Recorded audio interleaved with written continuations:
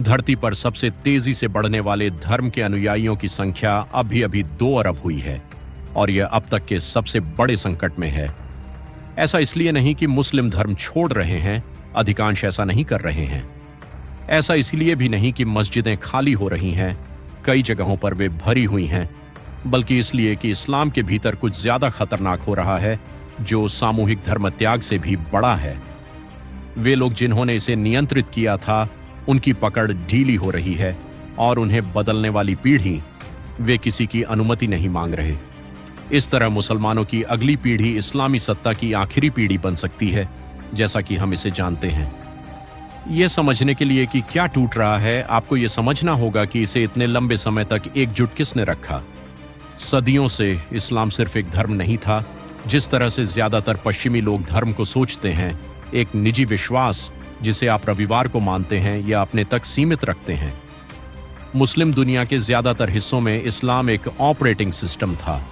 यह अदालतों, अनुबंधों, विरासत, विवाह, आहार कानूनों, मौसमी चक्रों और नैतिक शब्दावली को नियंत्रित करता था, जिसके माध्यम से पूरा समाज सही और गलत को समझता था। शरिया अपने व्यापक अर्थों में इस्लामी कानून सिर्फ एक कानूनी संहिता नहीं था, यह एक नियामक ब्रह्मांड था। यह आपको बताता था कि शादी कैसे करनी है, तलाक कैसे देना है, अपने पिता की संपत्ति कैसे बांटनी है, क्या खाना है, कब नमाज पढ़नी है, और अगर आपने इनमें से कुछ भी गलत किया तो आपकी आत्मा का क्या होगा।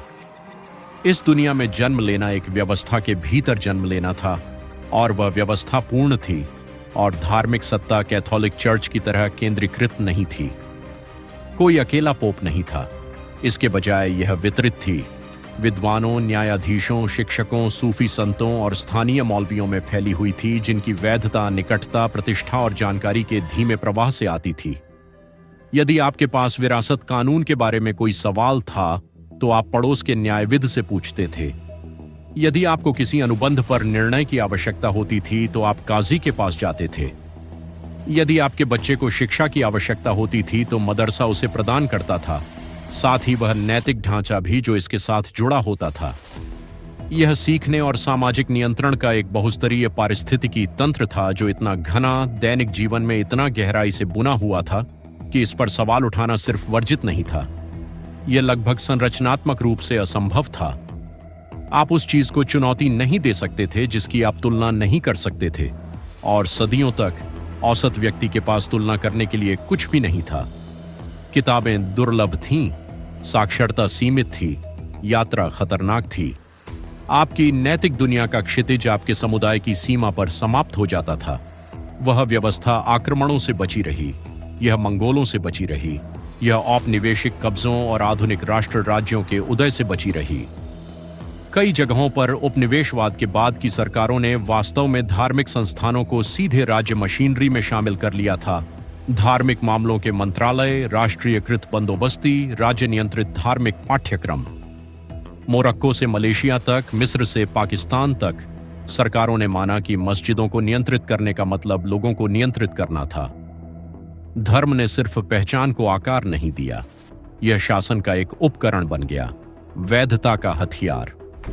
शासकों के लिए बहुत सांसारिक शक्ति के लिए दिव्य समर्थन का दावा करने का एक तरीका, और यहीं से दरार शुरू होती है, क्योंकि जब विश्वास राज्य की शक्ति से बंधा होता है, तो एक धार्मिक असहमति धार्मिक नहीं रहती, यह राजनीतिक संवैधानिक विस्फोटक हो जाती है। और जब युवा लोग मौलवियों पर सवाल उठाना शुरू करते हैं, तो वे सिर्फ भगवान पर सवाल नहीं उठा रहे होते, वे सरकार पर सवाल उठा रहे होते हैं। यह संदेह को राष्ट्रीय सुरक्षा का मुद्दा बना देता है, लेकिन व्यवस्था तब तक कायम रही जब तक जानकारी दुर्लभ रही, और फिर ऐसा नहीं रहा। इंटरनेट ने इस्लाम को नष्ट नहीं किया, इसने उस सूचनात्मक एकाधिकार को नष्ट कर दिया जिसने इस्लामी सत्ता को अचूक बना दिया था। इस्लाम के विद्वानों और मीडिया ने 2 दशकों से अधिक समय से इस बदलाव का दस्तावेजीकरण किया है। डेल आई केलमैन, जॉन एंडरसन और गैरी बंड जैसे शोधकर्ताओं ने बताया है कि कैसे नए मीडिया, पहले कैसेट और सैटेलाइट टीवी, फिर इंटरनेट और सोशल प्लेटफॉर्म, ने सिर्फ धार्मिक संदेशों को नहीं फैलाया, उन्होंने उन आवाजों की संख्या बढ़ा दी जो उन्हें चुनौती दे सकती थीं। उन्होंने जिसे विद्वान नए मुस्लिम सार्वजनिक समूह कहते हैं, खंडित, विकेंद्रीकृत, जिन्हें नियंत्रित करना असंभव है, का निर्माण किया। अचानक काहिरा में एक किशोर नाश्ते से पहले ही एक सऊदी मौलवी के फैसले की तुलना एक तुर्की विद्वान की व्याख्या और स्कैंडिनेविया के एक धर्मनिरपेक्ष कानूनी ढांचे से कर सकता था। जकार्ता में एक युवती यूट्यूब पर नारीवादी तफसीर चर्चा देख सकती थी, फिर एक सलाफी उपदेशक को देख सकती थी जो उसे अपना चेहरा ढकने की मांग कर रहा था, फिर उसी घंटे में एक पूर्व मुस्लिम फोरम पर पहुंच सकती थी जहां लोग धर्म छोड़ने की कहानियां साझा कर रहे थे। तुलना ही हथियार है, नास्तिकता नहीं, पश्चिमी प्रचार नहीं। तुलना, नैतिक प्रणालियों के बीच तुलना, लैंगिक मानदंडों के बीच, उन देशों के बीच जहां धर्म त्याग के लिए मौत की सजा है और उन देशों के बीच जहां संदेह को बड़े होने के एक सामान्य चरण के रूप में देखा जाता है, उन समाजों के बीच जो नैतिकता पुलिस के माध्यम से धार्मिक कानून लागू करते हैं और उन समाजों के बीच जो धर्म को पूरी तरह से व्यक्तिगत मामला मानते हैं। एक मौलवी जो कहता है कि संगीत हराम है और 10 मिलियन अनुयायियों वाले एक मुस्लिम संगीतकार के बीच, महिलाओं के गाड़ी चलाने पर प्रतिबंध लगाने वाले एक फतवे और गाड़ी चलाते हुए वीडियो पोस्ट करने वाली एक सऊदी महिला के बीच। इंटरनेट ने संदेह पैदा नहीं किया, इसने विकल्प पैदा किए, और विकल्प एक ऐसी चीज है जिसे एक अधिकार बर्दाश्त नहीं कर सकता, और आधुनिक डिजिटल जीवन इस तुलना को स्वचालित बनाता है। हम एक ऐसे युग में रहते हैं जो लोगों को बचपन से ही सब कुछ अनुकूलित करना सिखाता है। व्यक्तिगत फीड, व्यक्तिगत प्लेलिस्ट, व्यक्तिगत ब्रांड, व्यक्तिगत नैतिक दुनिया।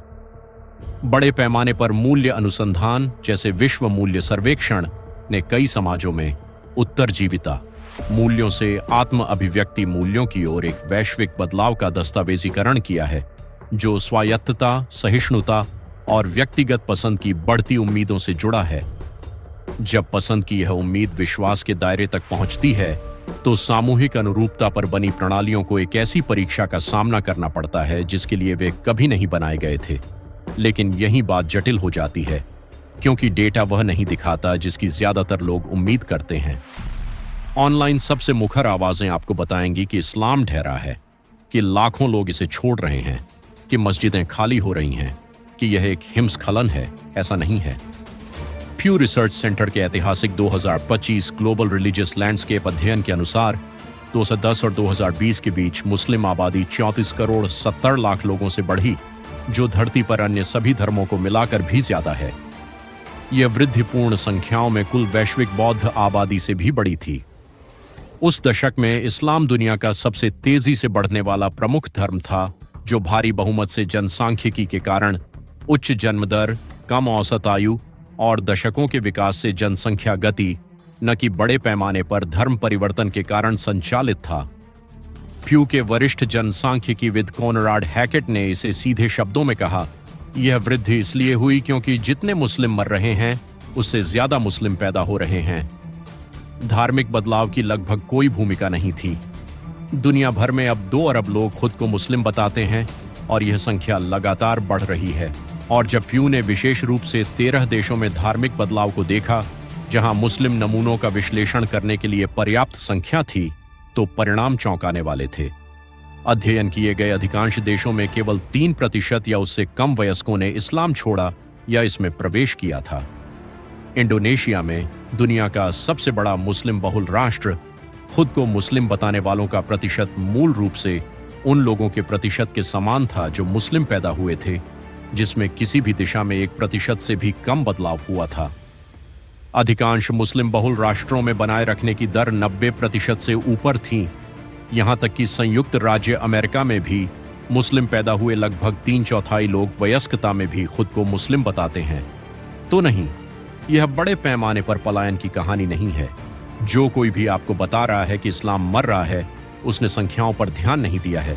लेकिन अभी हार मत मानिए, क्योंकि डेटा जो दिखाता है वह शुद्ध प्रस्थान संख्याओं की तुलना में कहीं ज्यादा अस्थिर करने वाला है। और यह उस तरह का बदलाव है जो सुर्खियां नहीं बटोरता, क्योंकि यह नाटकीय सार्वजनिक धर्म त्याग में नहीं हो रहा है, बल्कि किसी ऐसी चीज के धीरे धीरे क्षरण में हो रहा है जिसे एक बार खो जाने पर फिर से बनाना कहीं ज्यादा मुश्किल है। विश्वास, यह अस्थिरता दिखाता है, विखंडन, और उन लोगों पर विश्वास का धीमा, लगातार क्षरण जो भगवान के लिए बोलने का दावा करते हैं।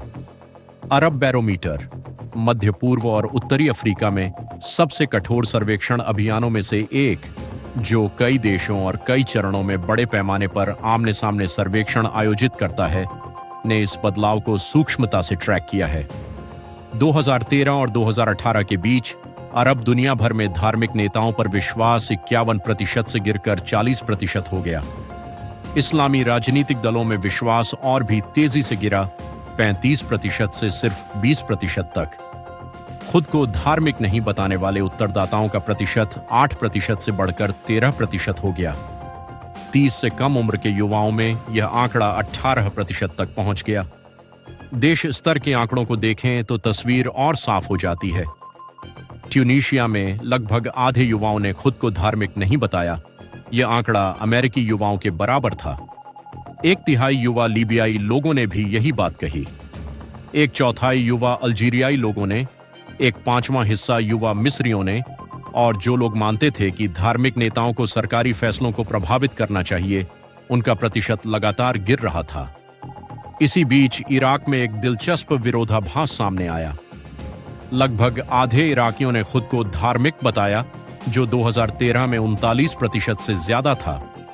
फिर भी जुमे की नमाज में शामिल होने वालों का प्रतिशत लगभग आधा हो गया, जो गिरकर सिर्फ 33% रह गया। लोग धर्म का दावा तो कर रहे थे, लेकिन उसकी प्रथाओं को छोड़ रहे थे।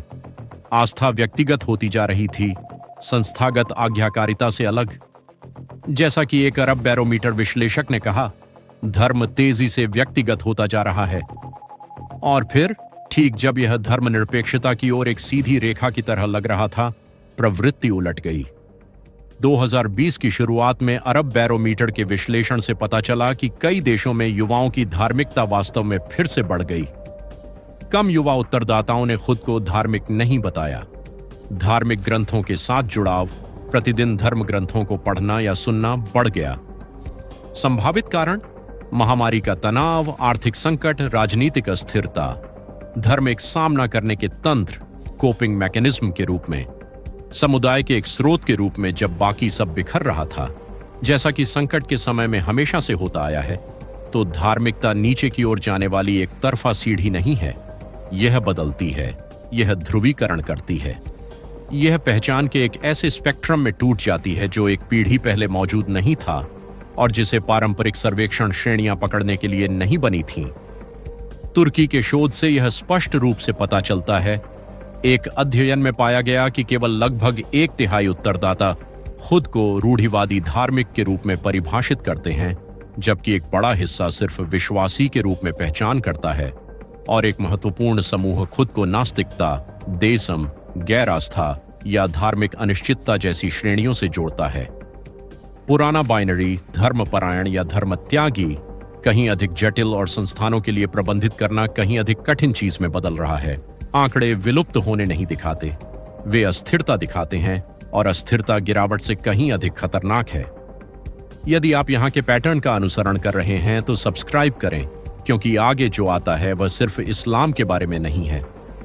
यह इस बारे में है कि जब प्रवर्तन पर बनी कोई भी व्यवस्था ऐसी पीढ़ी से मिलती है जो सहमति की अपेक्षा करती है, तो क्या होता है। यहाँ वह बदलाव है जो सब कुछ बदल देता है। सदियों से आप मुसलमान वैसे ही पैदा होते थे जैसे आप एक पारिवारिक नाम के साथ पैदा होते थे।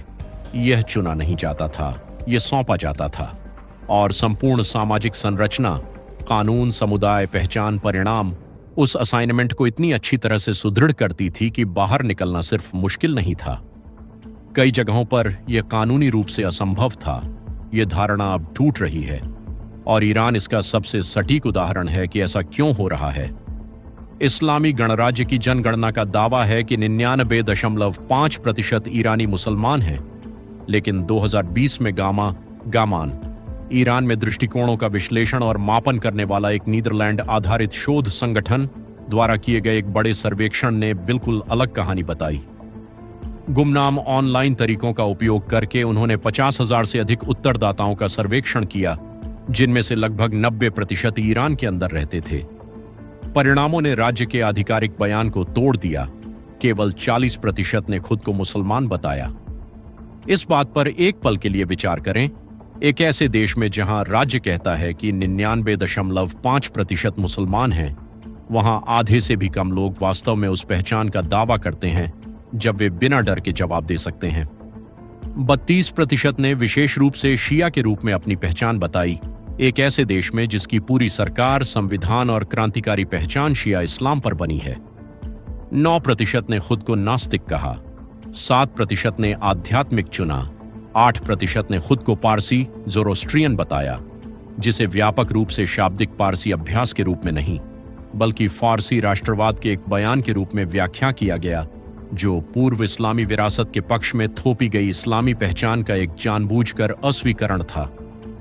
22% ने किसी भी श्रेणी से खुद को जोड़ने से इनकार कर दिया, और राजनीतिक निहितार्थ और भी गहरे हैं। 68% इस बात से सहमत थे कि धार्मिक निर्देशों को कानून से बाहर रखा जाना चाहिए, भले ही विश्वासियों के पास संसदीय बहुमत हो। 72% ने अनिवार्य हिजाब कानूनों का विरोध किया।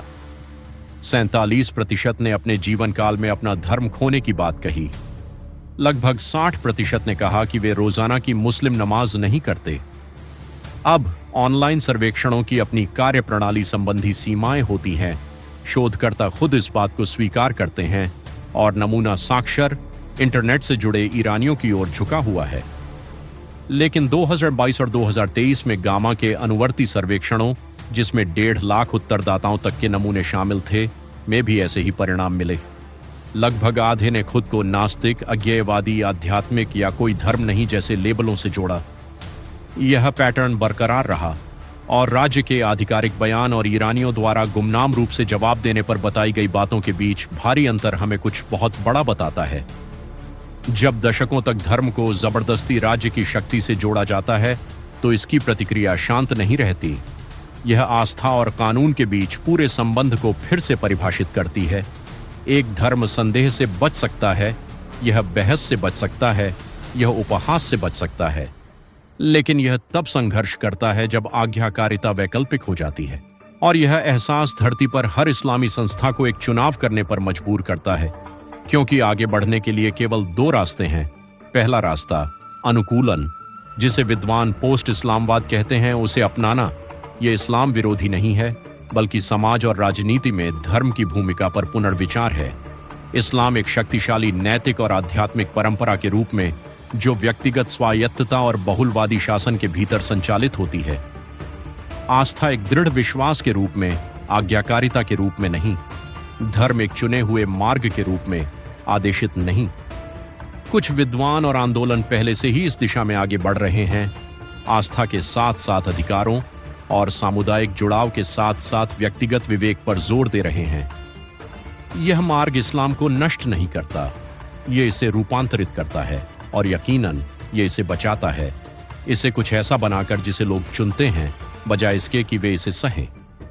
दूसरा रास्ता कड़ा रुख अपनाना, प्रवर्तन पर जोर देना, नैतिकता पुलिस, सेंसरशिप, ईश निंदा के मुकदमे, असंतोष के लिए कठोर दंड, डिजिटल स्थानों पर सख्त नियंत्रण, ऑनलाइन धार्मिक बहस की निगरानी। हमने यह तरीका पहले भी देखा है, ईरान में, सऊदी अरब में, हाल के सुधारों से पहले तालिबान के तहत अफगानिस्तान में। प्रवर्तन करने वाले हमेशा मानते हैं कि यदि वे पर्याप्त सख्ती से शिकंजा कसेंगे तो पुरानी व्यवस्था बनी रहेगी। ऐसा नहीं होगा, और इतिहास हमें बताता है कि क्यों। जब 16वीं सदी के यूरोप में प्रिंटिंग प्रेस आया, तो इसने प्रोटेस्टेंट सुधार का कारण नहीं बना, लेकिन इसने धार्मिक जानकारी पर कैथोलिक चर्च के एकाधिकार को तोड़ दिया। नए व्याख्याता रातों रात बड़े दर्शकों तक पहुंच गए। नए विचार किसी भी संस्था द्वारा दबाए जाने की तुलना में तेजी से फैले। पुरानी सत्ता गायब नहीं हुई, लेकिन उसे विचारों के एक ऐसे बाजार में प्रतिस्पर्धा करने के लिए मजबूर होना पड़ा जिसके लिए उसे कभी डिजाइन नहीं किया गया था। इतिहासकार एलिजाबेथ आइजनस्टीन ने प्रिंटिंग को एक संचार क्रांति कहा, जिसने धार्मिक विवाद के पैमाने और संरचना को ही बदल दिया।